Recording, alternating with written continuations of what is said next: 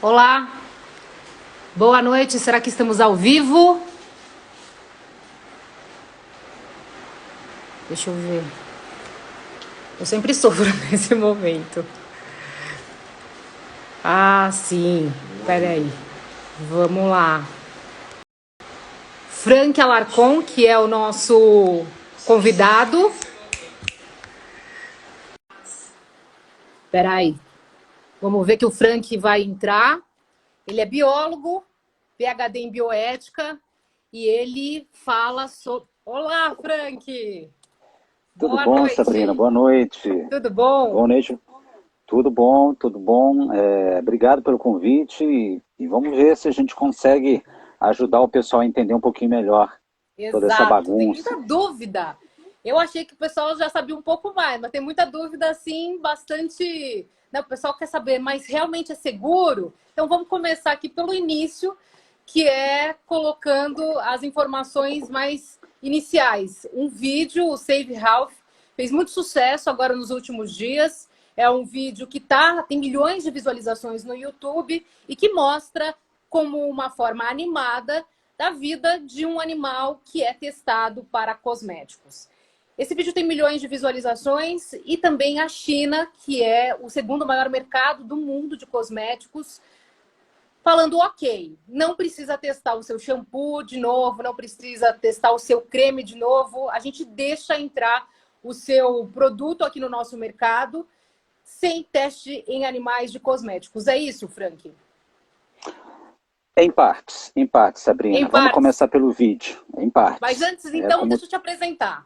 Eu pensei que você ia falar claro. assim, então deixa eu te apresentar. O Frank Alarcon, ele é biólogo, ele é PhD em bioética, ele tem uma participação nessa história de defender os animais bastante longa. E antes de você responder, então, essa primeira pergunta, eu queria saber quando que foi que você teve esse primeiro momento de falar, opa, talvez esses testes para produtos que embelezam, para produtos cosméticos, eles fazem isso com os animais. Só quando você estava na faculdade como biólogo ou antes? Olha, a minha relação com os animais é muito antiga. Eu consigo dizer que aos 10 anos de idade eu já tinha um posicionamento muito claro no sentido de repudiar qualquer tipo de exploração animal. E aqui a gente está falando desde o rato, a formiga, o elefante, o cachorro, o boi. E quando eu entrei para a faculdade, tem um aspecto que pouca gente conhece da minha história, vários, aliás. Eu queria ser pianista. É. Minha inclinação era música. Mas em um determinado momento da minha trajetória, eu falei, quer saber, não, eu vou para a ciência, eu quero tentar fazer alguma diferença, né? Principalmente para os animais. E quando eu escolhi fazer biologia, quando você escolhe fazer uma área de ciência, de saúde, se você tem alguma sensibilidade, você começa a perceber que os animais, eles são, de maneira absolutamente histórica, explorados e tratados como objetos. Isso vale para a veterinária, vale para a medicina, para a biologia, para a odontologia. Todos os campos que se relacionam com o vivo acabam te mostrando que os animais são muito maltratados. E aí você já pode imaginar que durante o curso de biologia, né, a minha formação é de cientista, de bancada, que vai para laboratório, fazer clonagem, trabalhar com bioquímica, genética, a gente começa a ver muita barbaridade sendo feita com os animais. Eu já entrei sabendo disso. Eu não entrei e descobri. Eu Tá. entrei justamente no sentido de tentar contribuir um pouco na diminuição ou na eliminação desse tipo de prática, o que é muito difícil.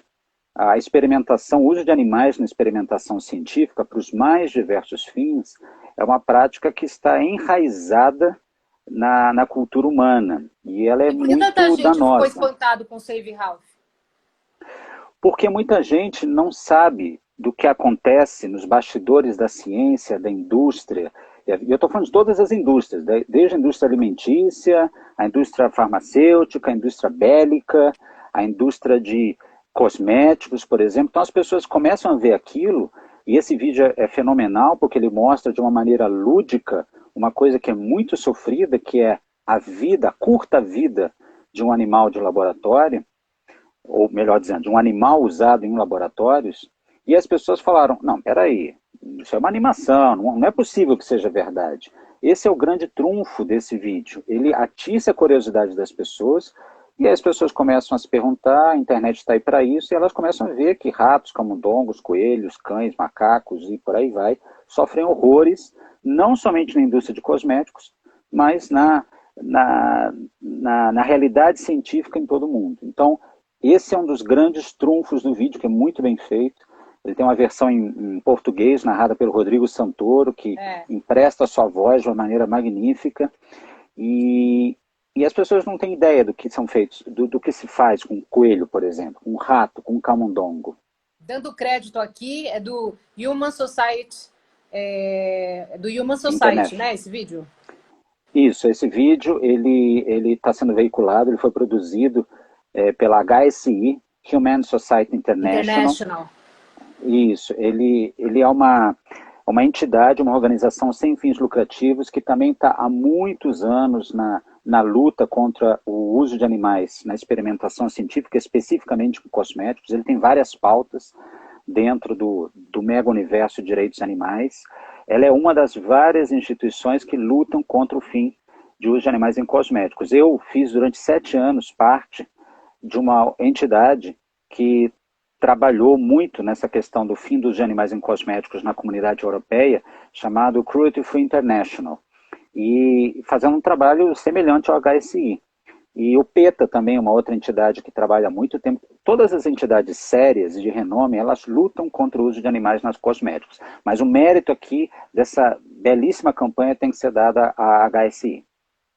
Você sabe que eu tive o primeiro contato, engraçado, né? Porque todo mundo vai, estuda, consome muito, bom, mulher, né, principalmente, eu sou grande consumidora de cosmético, e eu fui ter contato com isso quando eu morava fora do Brasil, na Europa, vi uma ação na rua que me chamou a atenção, porque tinha uns produtos que eu usava e umas fotos de animais, assim, bem estranhas.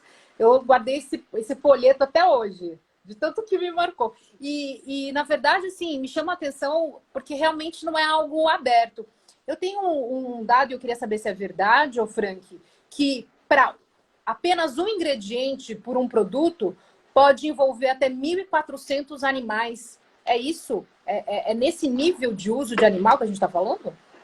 Sim, a ordem de grandeza é essa mesmo, porque o que acontece? Vamos imaginar que um produto cosmético, vamos falar aqui de produtos cosméticos, mas a gente vai usar a analogia de um bolo, tá? E um bolo, você sabe, leva ingredientes que são tradicionais, né? A farinha, o açúcar, sei lá, uma essência de baunilha, no caso de um ovo não vegano, ovo, mas um ovo vegano, sei lá, chia. Então tem ingredientes que compõem o bolo, mas existem milhares de receitas que permitem fazer um bolo de cenoura, um bolo de laranja. Existem várias maneiras de fazer o mesmo bolo.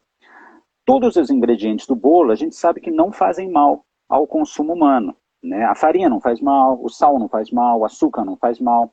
Só que quando a gente fala de cosméticos, durante muito tempo, a indústria não sabia dizer se alguns ingredientes faziam mal ou não. Então, com o objetivo de supostamente garantir a segurança do consumidor final, neste caso humano, o que eles fazem? Vamos ver se esse produto, 10 vezes mais concentrado, ele pode fazer mal, por exemplo, a uma mucosa, por exemplo, a uma membrana ocular, por exemplo, a uma pele.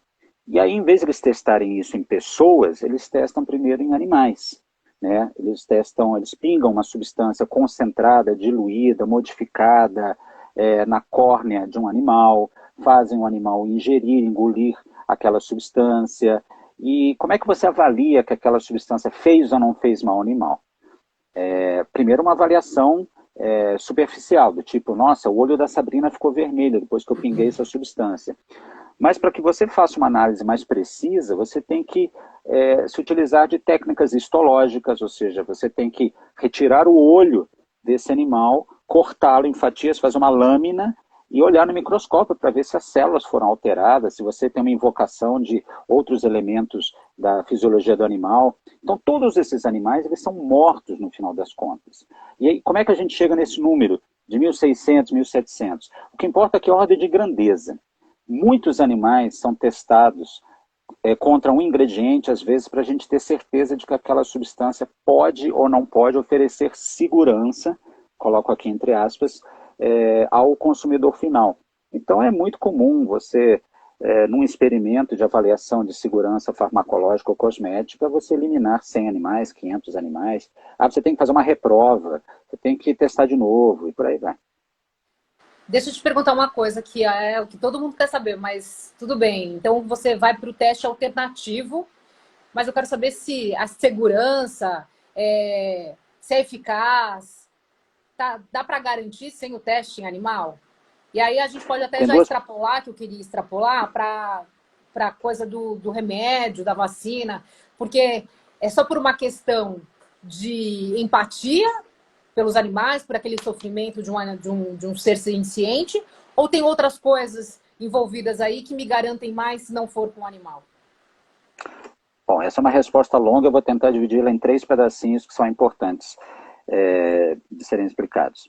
Primeiro, que eu, como profissional da ciência, eu acho que você consegue entender isso, você e todos que nos escutam, é muito complicado você dizer que testar uma substância na pele ou num tecido de um camundongo, de um rato, de um coelho, que são animais que são evolutivamente muito distanciados de um primata como nós somos um primata, pode garantir alguma segurança.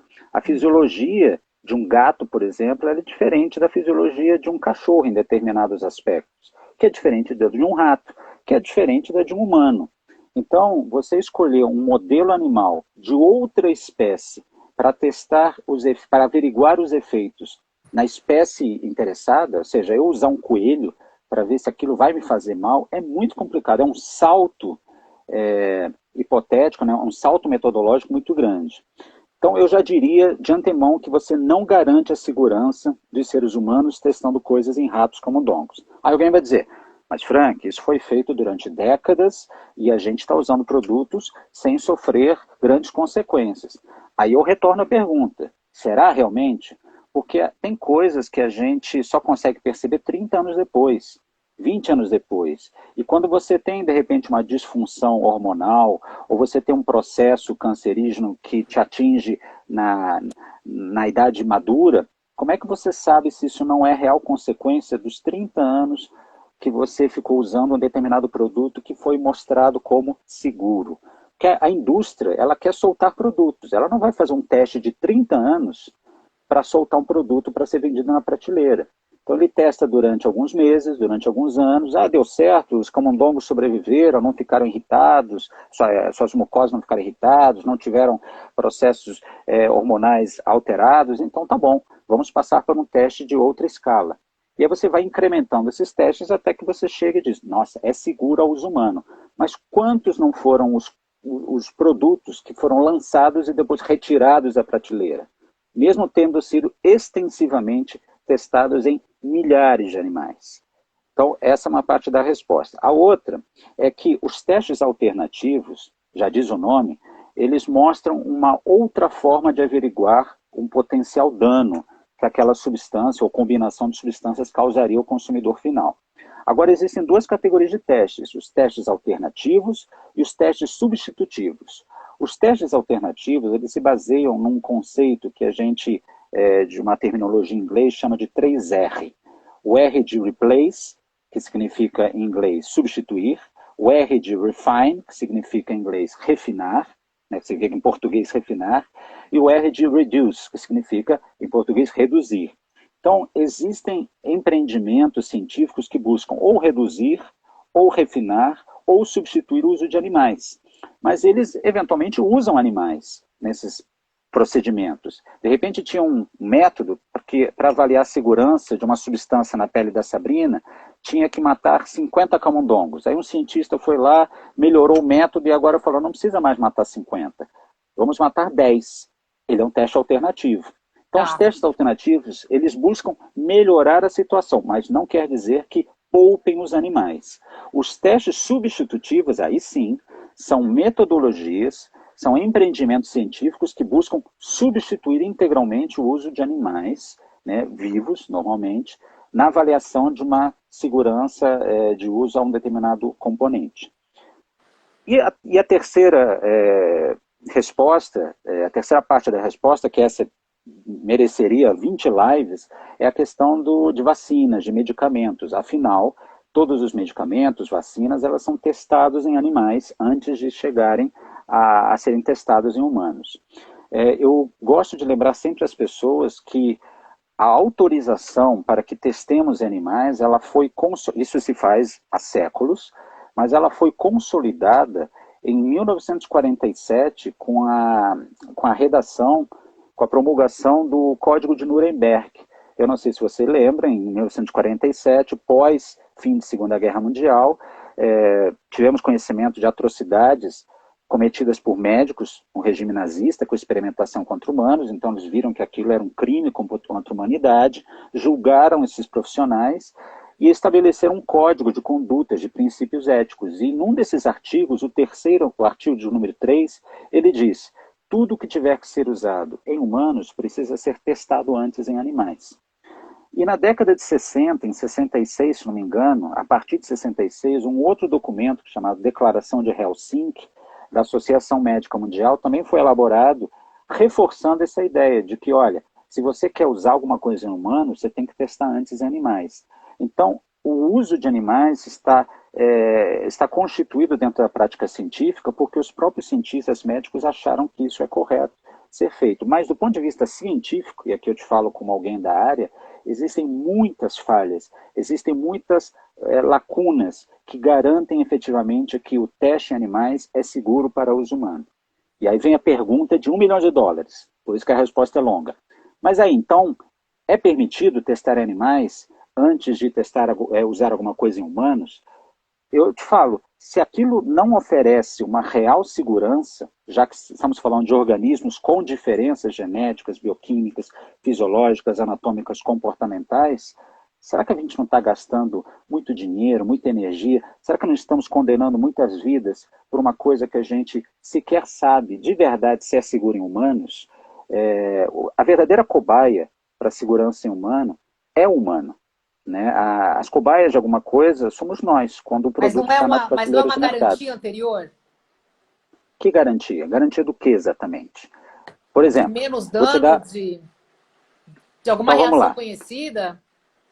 Não, a gente realmente consegue avaliar que organismos, tecidos de outros animais reagem sempre de maneira muito peculiar ao contato de determinadas substâncias. E algumas dessas reações são muito parecidas ou iguais à dos seres humanos. Mas os organismos biológicos são estruturas muito complexas. Por mais que os humanos tenham 10 vias metabólicas, 100 vias metabólicas iguais, idênticas a de um macaco ou de um coelho, existem outras 20 vias metabólicas, 100 vias metabólicas, que são bastante diferentes ou têm diferenças significativas. Essa combinação é que pode fazer com que, no final das contas, as reações sejam muito diferentes. A gente já curou o câncer várias vezes em camundongos e ratos. Só que, em seres humanos, isso ainda é um desafio metodológico, que existem diferenças. Nós, seres humanos, temos a nossa constituição cromossômica é de 46 cromossomos, né? 23 pares de cromossomos. Um camundongo tem uma quantidade de cromossomos diferente da de um rato, diferente da de um macaco rhesus, diferente da de um coelho, e basta que um cromossomo apareça diferente dentro de uma célula para que nós vejamos vários problemas ou características diferentes se manifestarem. Vou te dar um exemplo. A síndrome de Down, a trissomia do 21. O cromossomo 21 ele aparece numa cópia extra nas células de um determinado indivíduo e você vê que aquele indivíduo ele vai ter uma série de propensões, né? A cardiopatias, ele tem diferenças anatômicas comparado à normalidade, ele tem uma expectativa de vida diminuída. Isso porque um cromossomo aparece em excesso. Mas vale para a mesma coisa o raciocínio para um gene, para algumas proteínas. Uma proteína que se encontra no coelho pode aparecer na quantidade 10, mas nos humanos ela pode se manifestar normalmente na quantidade 5, na quantidade 1000. Tudo isso gera uma cascata de reações muito peculiares. Franco, eu tenho várias perguntas e provocações. Então, eu tenho aqui, por Bora lá. exemplo, a Carolina Ricarelli, ela estuda enfermagem, que, aliás, eu queria deixar um parabéns aqui, porque hoje é dia da enfermagem, dia internacional, e esse pessoal está trabalhando muito. Ela diz o Parabéns. seguinte, que testes in vitro não substituem de jeito nenhum os testes em vivo. E que qual seria a solução para isso? E aí eu tenho o Marcelo que fala que, olha, não seria hipocrisia defender o fim dos testes em animais para cosméticos e continuar tomando remédio e vacina? Ele quer saber se você vai tomar vacina. As duas perguntas são ótimas, eu tenho muito, me sinto muito privilegiado em responder. A primeira pergunta é corretíssima. Testes in vitro não substituem testes em vivo. Agora, isso não quer dizer que qualquer teste em vivo seja uma baliza de equiparação, de igualdade para outros testes em vivo. Em vivo é com Aquilo que eu acabei animal? de dizer. Exatamente. O teste in vitro é você fazer tudo dentro de uma plaquinha de plástico ou de vidro, num ambiente artificial, inclusive com material vivo. A cultura de células, por exemplo, eu pego uma célula, replico, faço aplicações diversas, modificações genéticas, é teste in vitro. Ele é feito fora do organismo vivo, vamos colocar assim. Agora, o teste num coelho, num rato camundongo, macaco, num ser humano, esses são os testes em vivo. É a Carolina o nome da moça que fez a Isso. primeira pergunta? É. A Carolina, ela, sem querer, ela coloca o ponto crucial da questão. Por quê? Porque um organismo vivo é uma coleção muito complexa de reações que se interrelacionam, relações genéticas, bioquímicas, moleculares, as mais diversas, que a gente ainda não conhece a fundo. É como se a gente pegasse um Boeing, um avião, abrisse a calota que mostra o motor e a gente entende algumas peças, mas a gente não entende exatamente como tudo funciona, senão a gente não teria problemas de saúde, a gente já teria resolvido todos. Então ela tem razão sim, mas um coelho não é uma baliza de segurança para um ser humano. E a provocação do outro colega, que é o Marcelo Marcos... Isso. Marcelo. Marcelo, pelo final, Marcelo, sim, eu vou tomar vacina, porque, por exemplo, eu sou uma pessoa que defende os animais a todo custo, eu acho que eles não devem ser explorados, coisificados, objetificados, e se eu morrer de Covid, se eu morrer por não tomar uma vacina, eu sou uma pessoa a menos para lutar por eles. Então, um vegano morto aqui não é muito útil, né, no sentido de não tomar vacina. Mas não é uma hipocrisia, da mesma forma que eu tenho certeza que o Marcelo defende direitos humanos, mas ele consome vários produtos eletroeletrônicos que são feitos em países de regime ditatorial, onde os direitos humanos são violados a todo momento. É muito provável que o Marcelo, sabendo ou não sabendo, consuma produtos ou substâncias que são resultados de práticas análogas à escravidão. Um exemplo é a carne, por exemplo. Pecuaristas e grandes frigoríficos estão muito envolvidos com a questão de exploração de seres humanos. Existe um documentário no YouTube muito bom que chama Carne e Osso. Recomendo que as pessoas vejam. Ele mostra as condições trabalhistas dos profissionais que trabalham em frigoríficos. É muito bom para as pessoas que são humanistas e defendem os seres humanos que vejam como as suas práticas diárias, por exemplo, de consumir carne, linguiça, pernil, como elas alimentam um sistema de exploração daqueles da sua própria espécie. Então, todas as pessoas que Mas gostam aí de vale para tudo, falar, né, Frank? Vale para vale para roupa, para quem tudo, coloca vale para escravo na tudo. roupa. Exatamente, por isso que não é hipocrisia. Nós vivemos num mundo que explora o outro humano e não humano. Então, todos nós, todos, veganos, não veganos, jovens, adultos, homens, mulheres, pessoas de qualquer credo, todos nós temos as nossas mãos manchadas de sangue. A questão é que nós devemos nos envolver na luta por diminuir esse sistema opressivo. E sempre haverá violência. Mas é diferente você lutar contra a violência, né, no limite das suas capacidades, e você simplesmente falar, já que eu não posso fazer nada, eu cruzo os braços e a vida é assim, paciência, azar o deles. Eu estou aqui entre ele e eu, né, sou mais eu. Então eu não considero isso hipocrisia. Bom, teve falando em hipocrisia, teve uma outra que falou o seguinte: hipocrisia é ser crime torturar um animal e torturar vários ser ciência. É o comentário, na Desculpe, verdade, né? não sei se eu entendi muito bem a Não, na pergunta, verdade é o mas... contrário do que a outra pessoa falou, né? É um comentário. Sim. Hipocrisia é ser crime torturar um animal, mas torturar vários ser ciência. É esse o comentário. Né? Sim. É importante entender que os bastidores da prática científica, mesmo que ela seja ciência aplicada ou ciência pura, investe ela está envolvida com muito sofrimento. Vou dar um exemplo. Quando um cientista quer entender como funciona a dor, quais são os mecanismos biológicos por trás da dor, né? Que moléculas são disparadas, que hormônios são lançados, que genes são expressos, como é que você estuda a dor? Provocando dor. Né? Como é que você estuda a recalcificação de um osso? Quebrando o osso. E você quebra de quem? De um recém-nascido? Você quebra de uma pessoa que vai ali no seu laboratório? Não. Você quebra a perna de um rato, quebra a perna de um cachorro.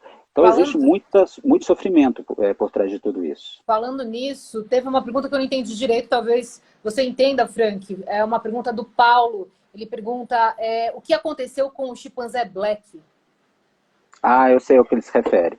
O chimpanzé Black é um chimpanzé que ficou 10 anos dentro de um zoológico, acho que foi em Sorocaba, se não me engano, posso estar me enganando, da cidade, e houve uma campanha, isso foge completamente do assunto aqui, mas eu respondo.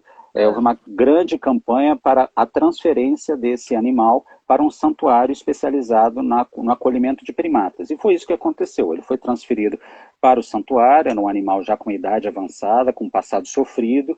Ele desfrutou de quase um ano, ou talvez um pouco mais, de uma vida muito boa, estabeleceu laços sociais com uma outra fêmea da sua espécie, e depois veio ao óbito porque ele tinha uma série de complicações já trazidas da sua sofrida história. E aí as pessoas gostam de usar essa história para dizer, tá vendo, não devia ter tirado do zoológico, né? Levou para o santuário, ele morreu um ano depois. Experiência. Não, estava no zoológico e estava lá isolado sozinho durante 10 anos. Então, outro debate. Outra história, alguma dignidade foi conferida a esse animal. Tá, deixa eu te perguntar sobre a China, porque eu queria muito focar na história do consumidor. Porque tem gente que já está convencido disso.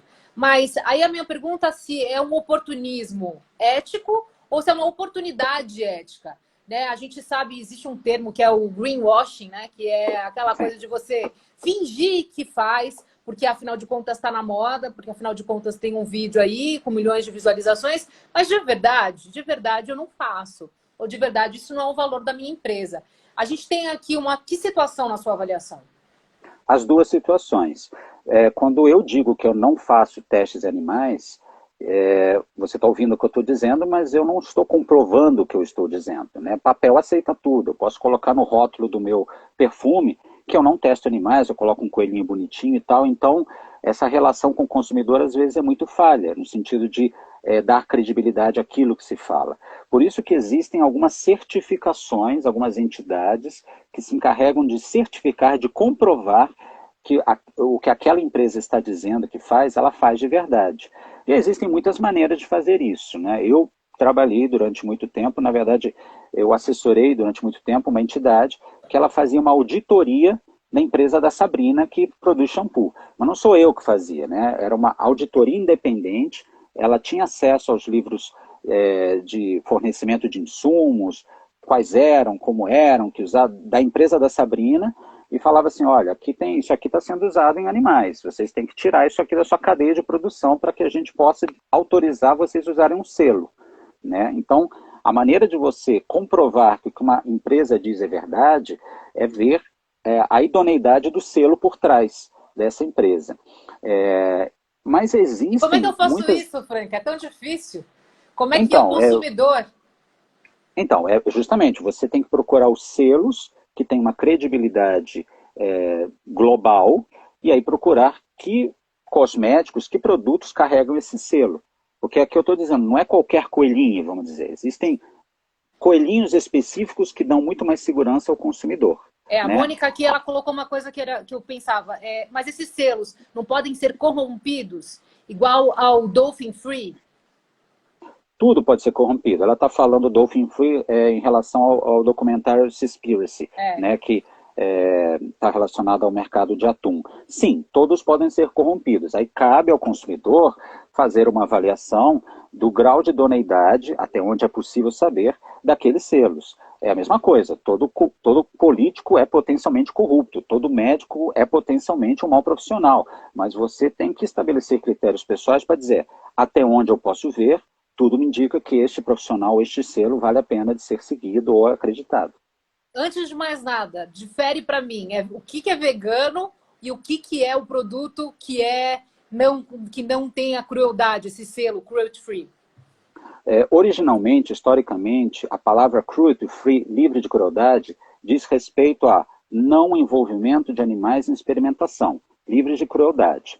Contudo, se você pegar um produto cosmético que tenha na sua composição, por exemplo, leite, a gente sabe que o leite vem de uma indústria absolutamente cruel. Então alguém diria, poxa, não dá para dizer que esse produto é livre de crueldade, afinal ele tem leite. Então a palavra cruelty free, ela se refere especificamente a uso de animais em testes. O que é um produto vegano? Um produto vegano é aquele que não incorpora na sua formulação qualquer produto, derivado, componente que advenha, né, da exploração animal. Então não pode ter leite, lanolina, mel, qualquer coisa do gênero. Todo produto vegano é cruelty-free? Em essência, sim. Todo produto cruelty-free é vegano? Não necessariamente, porque ele pode não ser testado em animais, mas ter leite na sua composição.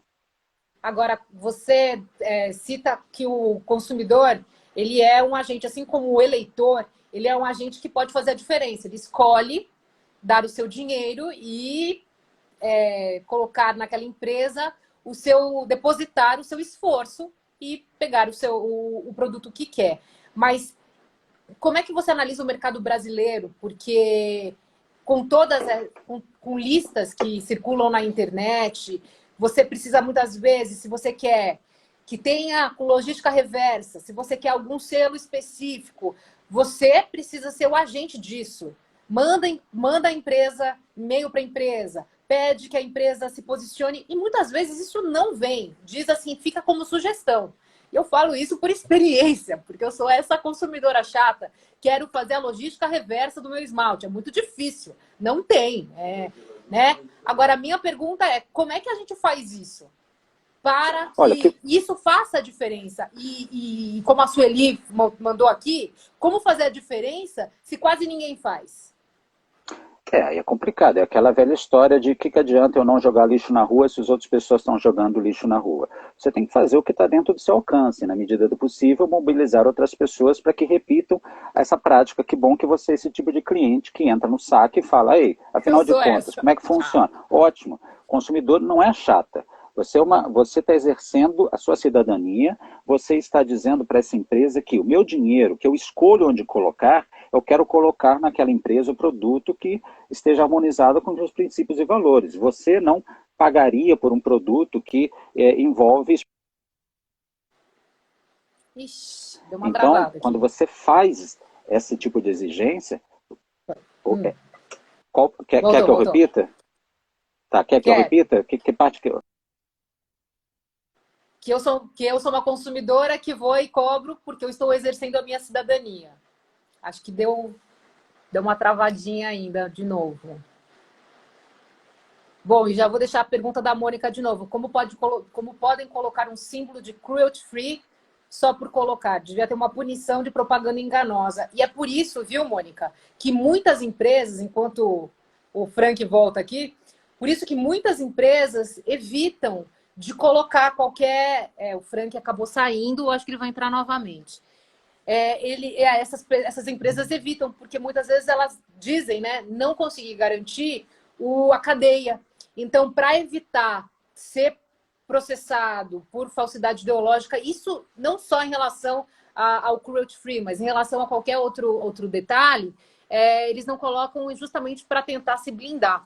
Vamos ver se o Frank entra novamente. Vamos lá. Frank, volte.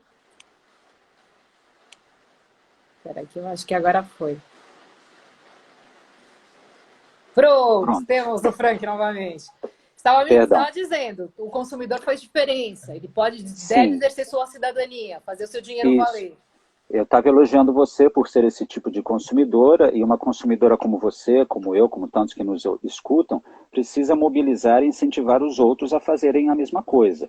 Eu, enquanto empresário, se eu vejo um cliente reclamando 10, 100 ou 1000, eu vou ter comportamentos diferenciados, né? Já diz o ditado, o bolso é o órgão mais sensível do ser humano. Então, se eu tiro o dinheiro daquele produto, daquela receita, o empresariado vai começar, opa, peraí, eu tenho que começar a provar que eu realmente estou envolvido com esse tipo de prática. Qual que é o problema do Brasil? Hoje no Brasil, o uso de animais em testes cosméticos, ele é, entre aspas, proibido em apenas alguns estados da federação, mas não no país como um todo. Existe um projeto de lei que foi apresentado em 2013 na Câmara dos Deputados, PL 6602 de 2013, de autoria do deputado Ricardo Izar, pelo Estado de São Paulo, e ele foi aprovado com algumas modificações na Câmara dos Deputados, foi para o Senado. No Senado passou por algumas comissões, recebendo algumas sugestões de modificação no seu texto, e ele está parado desde 2014. E a gente está em 2021. Ele está parado na Comissão de Assuntos Econômicos. Então, qual que é o papel do cidadão, da pessoa que se interessa por isso? Pressionar os seus parlamentares, pressionar o Senado para que, afinal de contas, vamos discutir esse assunto e definir efetivamente o fim do uso de animais no país como um todo. Mas veja que complicado. Não adianta você ter uma lei e não ter forma de fiscalizar essa lei. Era Hoje, a pergunta por exemplo, da Ellie da Piedade, que é médica veterinária, e ela quer saber quem que fiscaliza os locais que utilizam os animais em testes, e aí também, no caso, quem fiscaliza esse tipo de informação ao consumidor. Porque a gente estava falando justamente na hora que você saiu, que é isso. E se a pessoa coloca e é mentira? Então, são vários problemas. Quem fiscaliza? Eu não sei te dizer isso porque até agora não foi estabelecido alguém que deva fiscalizar. Vou dar o exemplo do estado do Rio de Janeiro, por exemplo. No estado do Rio de Janeiro é proibido o uso de animais em testes cosméticos. Só que se você entra numa farmácia ou numa loja de produtos cosméticos, você vai encontrar lá produtos cosméticos que são testados em animais. E aí? Né? Quem é o responsável? É a Polícia Ambiental? É a Polícia Civil? É algum agente do Ministério da Saúde? Então, não está claro ainda quem deveria realizar esse tipo de fiscalização, punição, recolhimento e readequação das empresas a uma lei vigente. Então, como tudo no Brasil, talvez nós venhamos a ter uma lei, mas o papel da sociedade é justamente ir adiante e dizer, tudo bem, temos uma lei aprovada, agora queremos que ela seja efetivamente cumprida. É a mesma coisa, né? Quem fiscaliza as pessoas que cometem infrações no trânsito? Existe uma categoria de profissionais que fazem isso, mas eles têm que estar lá presentes, você tem que ter câmeras, você tem que ter profissionais na rua. É Brasil, esse é um problema do mundo. Olha, a gente tem aqui algumas informações, que isso foi um levantamento que eu fiz, que em 1950 o consumidor escolhia os seus produtos de forma racional. Em 1970 foi de forma emocional. Em 1990 ganhou também o aspecto espiritual. E o marketing social foi depois dos anos 2000. E hoje o consumidor, segundo os especialistas, falam em consumidor vigilante. Agora, isso é futuro ou isso é presente, hein, Frank? Olha, eu acho que essa é uma expectativa de algo, de que algo se consolide. O consumidor vigilante, ele ainda é em pequena quantidade, né? Porque ser vigilante dá trabalho. Uma coisa é você ir numa prateleira de uma loja, tem 20 opções e você fala, eu vou levar pelo preço, eu vou levar pelo engajamento social, vou levar pela apresentação, as cores, eu vou levar pelo marketing. Então, o consumidor ele é estimulado em tantas frentes que para ele chegar e falar vou levar este produto e não o outro, demanda energia, demanda tempo. E a gente vive num mundo intenso, frenético, corrido. Tem gente que leva pelo preço. Tem gente Mas que a leva... ética vai ser um valor que vai estar... Olha, eu gostaria Você de entende dizer, por ética Sabrina... também, né? Olha, a ética, eu gosto de dizer sempre, é uma reflexão filosófica sobre o fundamento da ação. Ou seja, é o momento em que o indivíduo ele para pensar nas consequências daquilo que ele escolhe fazer. A ética não é uma coisa que existe só na nossa cabeça, na nossa imaginação. A ética é aquilo que é elaborado para, será que se eu fizer isto, haverão consequências que prejudiquem terceiros? A ética está sempre relacionada ao outro, né? Será que se eu fizer alguma coisa agora com a Sabrina, sair dessa conversa, isso vai afetar a expectativa dela e as pessoas que estão nos assistindo? Então, eu gostaria de acreditar que as pessoas vão começar a ter um esclarecimento maior da relevância da ética para suas vidas e a vida daqueles que os cercam, conhecidos ou não, e colocar a ética como um elemento principal no seu modo de agir. Mas essa é a minha esperança. E cabe a nós explicar para as pessoas o que é ética e estimulá-las a entendê-la e colocá-la em prática. Agora, tem uma provocação aqui, ó.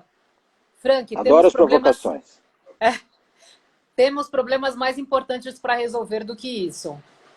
Por Eu não vou exemplo. falar o nome. Tudo bem. Temos muitos problemas.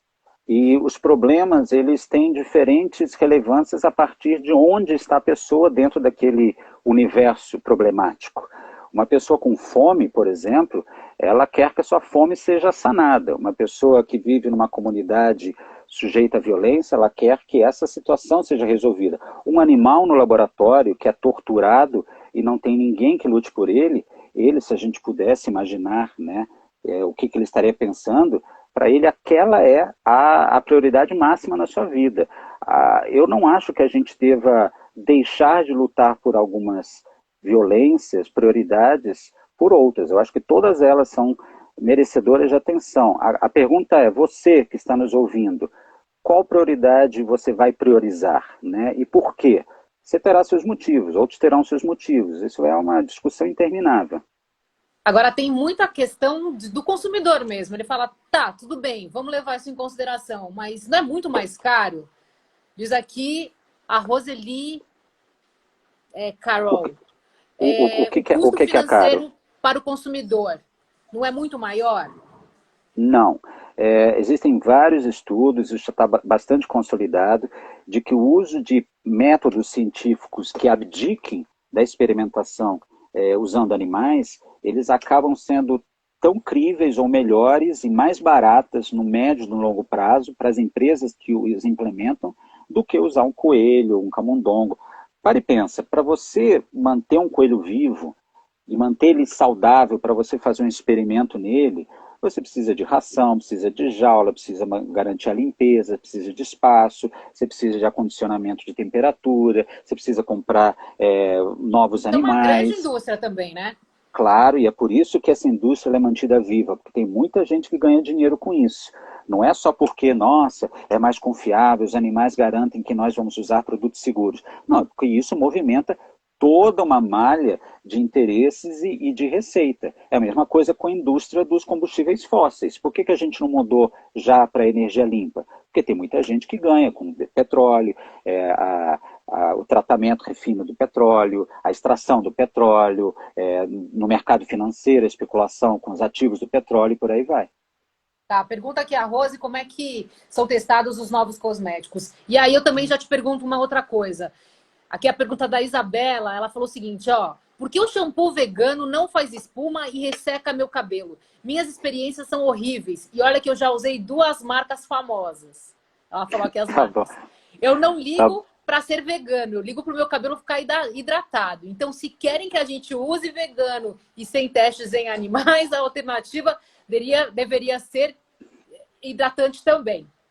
O comentário dessa moça, muito divertido, ela responde aquela sobre as prioridades. Existem coisas mais importantes a serem resolvidas. A prioridade dela é ter um cabelo hidratado. Mas dá para Pouco ter os importa. dois?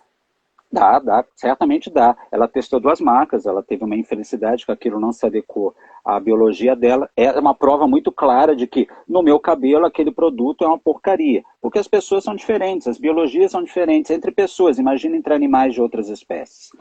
Eu quero responder a primeira pergunta, mas eu vou pedir para você repetir, porque eu já me perdi. Tá, desculpa, é que eu falo também demais. Ela Não, perguntou eu falo mais. como são testados os novos cosméticos e a própria Rose fala aqui, vegano nem pensar. Tá bom. Ela às Como vezes são está usando e testados? nem sabe. Pode acontecer isso? Pode acontecer. Como são testados os novos cosméticos? A indústria de cosméticos, ela se ampara num repertório de mais de 25 mil ingredientes que são usados para tudo que você imagina. Batom, esmalte, bronzeador, shampoo, e são coisas que já se sabe que são seguras ao uso humano, porque elas foram extensivamente testadas em humanos ao longo de todas essas décadas. Voltando àquela ideia do bolo. Um bolo de cenoura é feito muitas vezes dos mesmos ingredientes que o bolo da cenoura da Sabrina, só que a Sabrina usa mais sal do que o meu. E é igualmente um bolo de cenoura. Então, os ingredientes, os batons hoje, os shampoos, eles são feitos com variações de uso, de quantidades dos mesmos ingredientes que já se sabe que são seguros. Então, não haveria necessidade de ficar testando um novo ingrediente que inventaram lá na Conchinchina, num camundongo, para que o seu batom ele tenha um vermelhinho um pouquinho diferente. Já existe muita coisa já testada, que oferece um repertório muito variado de ofertas cosméticas, então, efetivamente, a gente já poderia aposentar isso há muito tempo. A União Europeia, desde 2013, ela não implementa o uso de animais em testes cosméticos, nos ingredientes, no produto acabado. Por que lá eles conseguem e a gente aqui não? Será que o batom de lá é pior do que o batom daqui? Será que a gente precisa matar alguém ou colocar, submeter alguém a sofrimento porque a gente quer um batom numa tonalidade de vermelho que não se encontra contemplada nos 1000 tipos de vermelhos de batom? Então, é esse tipo de reflexão ética que o consumidor precisa fazer. Então, hoje, os testes cosméticos são feitos com base num repertório muito bem testado de ingredientes já tradicionais que são seguramente não lesivos ao organismo humano. Agora, uma dúvida. Muitas vezes, tudo bem, estamos na pandemia, não tem viagem. Eu preciso te fazer uma pergunta, mas nosso tempo está acabando, mas eu vou fazer essa. É o seguinte, quando a gente vai para fora do Brasil e às vezes você vê uma marca que, por exemplo, vende na China. Essa marca, que, por exemplo, está na União Europeia, que tem uma medida rígida contra esses testes, e aí na China, que só agora abriu para isso, para possibilitar esses produtos não testados em animais, ele testa ou não testa? Olha, a China exige que substâncias, produtos que sejam comercializados lá sejam testados em animais. É uma exigência chinesa. Eles estão atenuando essa exigência. Para alguns tipos de cosméticos, que a gente chama de não funcionais, eles estão começando a dizer, tudo bem, não precisa testar. Agora, uma marca que ela venda na União Europeia e venda na China, ela com certeza ela vai, aqueles produtos que estão sendo vendidos na China, ela vai, de alguma maneira, participar na experimentação animal. Seja ela mesma fazendo isso dentro das suas instalações, seja ela contratando um laboratório para fazer esses testes para provar ao governo chinês de que aquilo é seguro segundo os conceitos, os índices estándares chineses. Então, vendeu para a China, está testando. Está testando. Mesmo agora? Então, agora com essa abertura para alguns cosméticos... Quais são esses produtos que você falou, funcionais? Então, por exemplo, um cosmético, um produto de higiene pessoal funcional, um bronzeador. O bronzeador ele tem a função de proteger também a sua pele, além de te dar cor. Agora, um batom, ele é meramente cosmético, ele altera simplesmente a sua fisionomia, né? Ele mexe com a questão do seu visual, ele não tem uma função propriamente dita. Então, são mais caros? Esses que não são testados? Não sabe? Batom não, não, viu, não, Rose? não saberia. Vou te falar. Eu posso falar. Porque eu sou consumidora, tá? Nesse caso eu posso falar. Tem vários e várias marcas. Você sabe o que é interessante? Que eu tenho recebido como consumidora, eu recebo muitos e-mails de marcas famosas, e que agora elas estão colocando isso como um ponto de venda, assim, como um valor que agrega. Isso não acontecia. Isso acontecia fora do Brasil, já há bastante tempo, Estados Unidos, inclusive, que não tem esse rigor da União Europeia, mas Israel tem muito, né? Tem marcas que isso é prioridade, né? Na comunicação junto ao cliente, mas no Brasil está começando agora, né? Não estou ganhando nada para isso, eu vou dar só um exemplo que eu recebi essa semana do Quem Disse Berenice, que é do Grupo Boticário, que em 2014, quando eu fiz um trabalho sobre isso, né, um trabalho na minha pós-graduação, eles não queriam vincular essa informação na empresa, para ver como é o papel do consumidor que cobra a informação, que agora eles mandam e-mail falando, olha, não testamos. Então, talvez isso seja realmente algo que não tenha como fugir. Mas a gente está aqui quase acabando. Quase acabando, eu vou te dar rapidinho. Eu participei do processo de certificação do Boticário, no que eles dizem de não testem animais. Então, a gente viu todos os documentos, foi uma coisa demorada, detalhada, e aí eles receberam um selo que diz, olha, não testem animais. Na página www.crueltyfreeinternational.org existe um documento com mais de 1000 empresas veganas, 1000 empresas que não testam animais, cruelty free, muitas delas veganas. Então, hoje em dia, dá para comprar muita coisa lá de fora do país e testar. Se isso é importante para o consumidor, ele pode confiar no cruelty free pela sua experiência? Eu sou suspeito para dizer, porque eu trabalhei com eles, não trabalho mais, 7 anos, mas até onde eu posso ver, é um sistema bastante idôneo, com grande credibilidade internacional. Tá. O O selo chama Leaping Bunny, coelhinho saltitante. Coelhinho. Mas tem que ver que qual coelhinho, né? O Leaping Então, Bunny, ele é um específico, né? Leaping Bunny. Leaping Tá. Bunny. Depois a gente deixa aqui nas redes aqui para o pessoal ver. Eu queria comentar uma coisa, só porque o nosso tempo qual o site, Carla? É o crueltyfree.international.com, é isso? crueltyfreeinternational.org. .org. Isso. Tá. É o seguinte, em Portugal, o PAN, Pessoas, Animais, Natureza, elegeu 4 deputados federais nas últimas eleições. O Partido Animalista da Espanha teve 330 mil votos no parlamento e mais de 1 milhão no Senado. Você é o porta-voz também do Animais, que é o primeiro partido brasileiro que tem esse viés que leva também em consideração os animais, o direito dos animais. Queria que você falasse um pouquinho disso, porque eu imagino que se tem uma bancada ruralista tão forte, é para fazer oposição a isso? Qual que é o objetivo? Olha, ele não é um partido, é um projeto de partido. Um projeto, né? de partido. Exatamente. Só tem esses números aqui para mostrar como é que é lá fora, claro, né? Claro. Não. A gente, muito inspirado pelo sucesso dos nossos colegas, eu conheço muitos parlamentares desses partidos que você citou e de muitos outros, a bandeira de luta pelos direitos animais não é uma bobagem, né? Quando você se preocupa com o outro, quando você coloca uma barreira que esse outro só pode ser da minha cor, ou do meu bairro, ou do meu time, fica meio capenga essa defesa, né? Então, quando a gente fala vamos defender o outro de sofrimento, poupá-lo de indignidades, a gente está falando de todo ser vivo senciente.